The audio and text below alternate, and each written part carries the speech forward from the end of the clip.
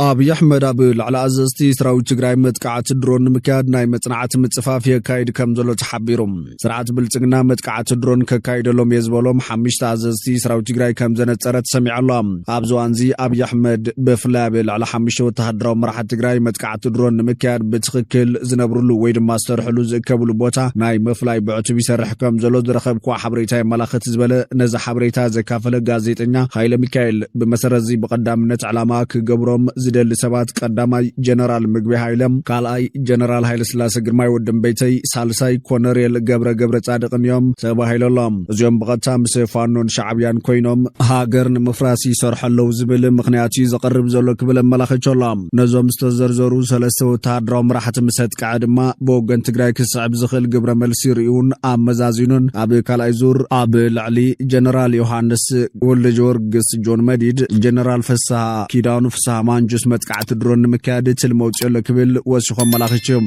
እቲ ዝረኸብኩ ሓበሬታ ከም ዘመላኽቶ መጥቃዕት ክካየድ ተሓሲቡ ዝነበረ ቅድሚ ሰለስተ ወርሕ ሓቢሉ ሓይሊ ምክልኻል ኢትዮጵያ ጀነራል ምግቢ ሃይለ ንፋኖ የተሓባብረሎ ዝብል ክስ ኣቕሪቡ ኣብ ዝነበረሉ እዋን እንትኸውን ኮይኑ ግና በዲስ ኣበባ ዝርከቡ ኣማኸርቲ ብልጽግና ጉዳይ ፖለቲካዊ ቅልውላው ትግራይ ክሳብ ጽቢቑ ዝጋደድ ቁሩብ ህድእበል ዝብል ሓሳብ ምስ ቀረበ ከም ዝተገደፈ ተፈሊጡ ክብል እቲ ጋዜጠኛ ዝሓበረ ኮይኑ አብይ አሕመድ ኣብ ልዕሊ ድሮንን ሓይሊ ኣየርን ፍሉይ ዝኾነ ባህግን እምነትን ዘለዎ ሰብዩ ከም ዝዝከር ኣብ ፓርላማ ቀሪቡ እስራኤል ኣብ ልዕሊ ኢራን ኩናት ኣብ ዝኸፈተትሉ እዋን ወታደራታ ናብ ኢራን ከይሰደደት ብመጥቃዕቲ ሓይሊ ኣየር ጥራይ ንዝደልየቶ ወታደራዊ መራሒ ቀንፂላ ሹታ ከም ዝዓወተት ዘመላኽት ዘረባ ምዝድራቡ ይፍለጥ ክብል ኣዘኻኺሮም ብተወሳኺቶም ኣብ ላዕሊ ኣብ ሱዳን ኣብ ሸረሪና ዝርከቡ ኣባላት ኣርሚ ሰብዓውን መጥቃዕቲ ድሮን ንምክያድ ትልሚ ከም ዘለውን እቲ ሓበሬታ ኣመላኺቶላ ኣቐዲምና ካብ ፍልፍላትና ብዝረኸብና ሓበሬታ መሰረት አብይ አሕመድ ኣብ ላዕሊ መራሕቲ ፖለቲካን ሰራዊትን ሕወሓት ጽዑቕ ወታደራዊ ስለያ ካይድ ከም ዘሎ ምጽብጻብና ዝካርዮም እቲ ብናይ ስለያ ድሮናት ይካየደሉ ዝተባሃለ ክትትል ምንቅስቓስ መራሕቲ ሰራዊትን ፖለቲካን ሕወሓትን ጀነራል ታደሰ እውን ዝሓወሰ ምዃኑ ዝግለጽ ዘሎ ኮይኑ እቲ ኣብ መንጎ ሕወሓትን ብልጽግናን ዝረአ ዘሎ ወጥሪ ሰማይ ከም ዝዓረገ ዘመላኽት ምዃኑ እዩ ዝሕበር ዘሎ ቀዳማይ ሚኒስትር አብይ አሕመድ ኣብ እዋን ወታደራዊ ስርሒታት ንዕስለ ጽላይ ዕላማ ዝገብራ ኣጥፍየን ዝጠፍኣ ሰብ ኣልቦ ነፈርቲ ብበዝሒ ይስራሓ ከም ዘሎ ገሊጹ መንባር ይርስዓን ሓይሊ ኣየር ምክልኻል ሰራዊት ተሃገር ምምሕዳር መረብ ድሕንነት ሓበሬታ ኢንሳ ከምውን ኣገልግሎት ሃገራዊ ድሕንነትን ሓበሬታ ኒስ ነተን ሰብ ኣልቦ ነፈርቲ ድሮናት የፍርዩ ከም ዘለው እቲ ቀዳማይ ሚኒስትር ኣፍሊጡ ነይሩ ብ29 ናሓስ 2017 ዓ.ም ምስ ሰብ ስልጣን ዘፈር ቁጠባ ብምዃን ኤሮ ኣባይ ኣብ ዝበሃል ትካል መፍረይ ድሮናት ምብጻሕ ኣብ ዘካየደሉ እዩ እቲ ቀዳማይ ሚኒስትር ነዚ ተዛሪቡ ነይሩ ኣብ ትሕቲ ምምሕዳር መረብ ድሕንነት ሓበሬታ ኢንሳ ከም ዝርከብ ዝተገለጸ ዝትካል ሰለስተ ዓይነት ድሮናት የፍር ከም ዘሎ ሓቢሩ አብይ አሕመድ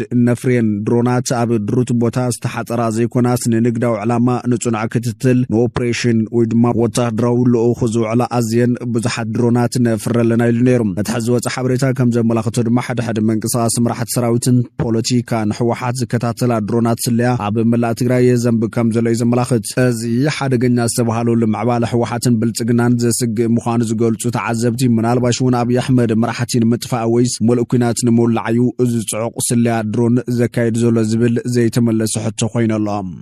ስርዓት ሻዕብያ እስራት ክፈትሕ ቀጢን ትእዛዝ ተዋሂብዎም ኮሚሽን ሰብኣዊ ምስላት ህዝቢ ኣፍሪካ መንግስቲ ኤርትራ ን5 ዓመታት ዝኣሰሮ ሚኒስትር ፋይናንስ ነበር ብርሃን አብርሃ ካብ ኢዶንናው ማሰርቲ ብቕልጡፍ ክፈትሕ ዝብል ትእዛዝ ኣውፅሎም እቲ ኮሚሽን መንግስቲ ኤርትራ ብልዕሊ ብርሃን ሕጋዊ ጉዳይ እንተሃልይዎ ሕጋዊ ስጉምቲ ክወስድ ኣብ ልዕሊኡ ንዝተፈጸመ ግህሰት እኹል ክሓሳ ክኸፍል ኣዚዞሎም ብዘይካዚ መንግስቲ ኤርትራ ትእዛዝ ኮሚሽን ንምትግባር ዝወሰዶ ስጉምታት ኣብ ውሽጢ 180 መዓልታት ጸብጻብ ከቕርብ እውን እቲ ኮሚሽን አዚዙ ክብል በቲ ኮሚሽን ዝተዘርጋ ሓበሬታ መላኺቶሎም ብርሃነ ንመንግስቲ ዝነቅፍ መጽሓፍ ምስ ሕተማ ብትሕቲ ቀይዲ ከም ዝኣተወ እዩ ዝሕበር ኣብ ባንጆል ዝመደበሩ እቲ ኮሚሽን ኤርትራ ክቢራት ትሪኦን ብንጥፈት ትሳተፈሉን ዘባው ትካል ሰብኣዊ መሰላት ምዃኑ እዩ ዝሕበር ኤርትራ ኣብቲ ሃገር ይፍጸም እዩ ንዝተባሃለ ምግሃዝ ሰብኣዊ መሰላት ንዝምርምር ዕማም ሕብራት ሃገራት ስራሕ ደው ክተብሎ ትጻዕር ምህላዋ ናብ ባይቶ ሰብኣዊ መሰላት ሕብራት ሃገራት ዝተላእኸ ሰነድ ከም ዘመላኽት ሮይተርስ ጸብጺቡ መንባር ይዝከር እዩ ፍሉይ وكيل حبرات هاجرات اب قدات سبا مسلات إيرترا بسودان وكيل حقي محمد عبد السلام باباكير زمرح خوينو كم هيمان رئيس وجز عمسولو سيبيكاويان محبرات جبن زفتش منا بحق زي مقراب أسفح في حملاو اب زحبرو لزل اوانيو اب إيرترا زكيرت احسد سبا مسلات نخصند سلطان توهيب وزلام فلي وكيل حبرات هاجرات اب قدات سبا مسلات إيرترا بعصر شدش سنة بجنيباب زقربة ابتاب كونتات إيرترا كم زي تمحي شبره نيريم محمود عبد السلام باباكير نبيت مقرسب او مسلات حبرات هاجرات اب زقربو عمتاو ابتاب تقاومهم زغلص سبات مسوار قدب البو هاجراو غلغلوتن زي حقاو ماسرتن يقتل كم زلو تقيسيم اتي اب وشتير تراز فصم زلو مغاس مسلات كاب دوبات تهاجر سغيرون اب دياسبورا كم زبصحوني زحبر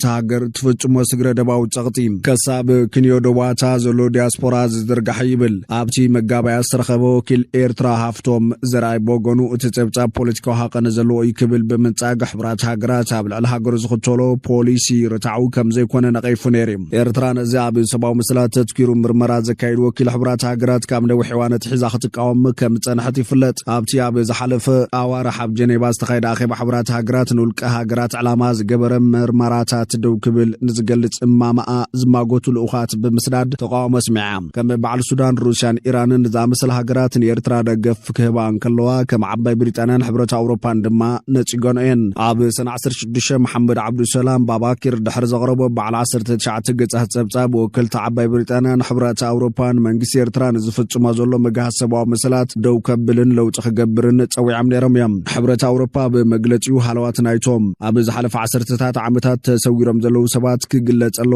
እቶም ብዝሕጋው ገባብ ኣብ ቀይዲ ዝኣተውን ብህጹጽ ክፍትሐለዎም ኢሎም ቀጽሉ ብፍላይ በቲ ኣብ ልዕሊ ተሓለቕቲ ሰባው መስላትን ተቃውምቲ መንግስትን ዝፍጸም ዘሎ ስግረደባው ጸቕጥ ተሓሳሲቡና ለክብል ምግላጹ ዝረሳዕ ኣይኮናን ኤርትራ ነቲ ተቆጽሎ ዘላ ገደብ አልቦ ሀገራው አገልግሎትን ዝሕጋው እስክርናን ውን ደው ክተብሎ ተማሐጺኔም